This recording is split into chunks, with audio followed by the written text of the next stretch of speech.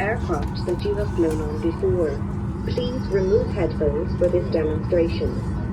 All emergency exits are indicated by red exit signs, and support marshals will guide you to the nearest exit in an emergency. The exits are located on both sides of the aircraft, at the front, in the middle, and at the rear of the cabin. All exits are also shown on the safety card. The nearest exit may be behind you. In case of an emergency evacuation, you must keep all your hand baggage behind. To fasten a seatbelt, insert the end into the buckle and secure by pulling the loose end. To open the seatbelt, lift the buckle cover.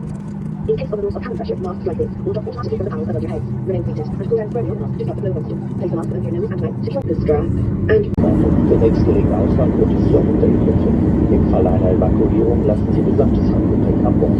Um Ihren Sicherheitsgurt zu schließen, führen Sie das Metall in die Schnalle ein. Zum Ausziehen ziehen Sie am Losenende des Gurtes und zum Öffnen